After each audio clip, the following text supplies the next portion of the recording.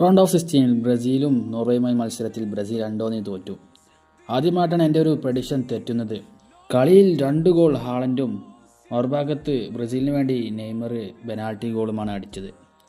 കളിയിൽ ഉടനീളം നോർവേക്ക് തന്നെയായിരുന്നു കൂടുതൽ പൊസിഷനിങ് ഉണ്ടായിരുന്നത്. ബ്രസീലിന് പിഴച്ച മിഡ്ഫീൽഡിലുള്ള മിസ്റ്റേക്കുകളാണ്. ഹാളൻഡ് അടിച്ച രണ്ടാമത്തെ ഗോൾ എന്ത് സിമ്പിളായിട്ടാണ് ഹാളൻഡ് അടിച്ചത്. വല്ല സ്റ്റോപ്പൊക്കെ ചെയ്ത് നിങ്ങൾക്ക് വയ്യേ ഒന്ന് പ്രസ്സെങ്കിലും ചെയ്തൂടെ, എന്താണ് പ്രശ്നം? പിന്നെ പെനാൽറ്റി മിസ്സാക്കി. പിന്നെ എൻട്രിക്കിന് ഓപ്പൺ ചാൻസ് കിട്ടി. ഇതിലും ഭേദം പിന്നെ ബെഞ്ചിൽ ഇത്ര തന്നെയായിരുന്നു എൻട്രിക്കിന് ചെയ്യേണ്ടത്. എനിക്ക് ബ്രസീൽ തോറ്റ യാതൊരു സങ്കടവുമില്ല. മറിച്ച് ഇനി നെയ്മർ എന്ന സുൽത്താൻ ഈ മഞ്ഞക്കുപ്പായത്തിലില്ല. അങ്ങനെ കിരീടമില്ലാത്ത രാജകുമാരൻ എന്ന പദവി നെയ്മർ നിലനിർത്തി. ഈ മനുഷ്യൻ ഈ പഞ്ഞ ജേഴ്സിയിൽ 10-ാം നമ്പർ ധരിച്ച് കാണാൻ പറ്റില്ല എന്ന ഒറ്റ സങ്കടം മാത്രമേ എനിക്കുള്ളൂ.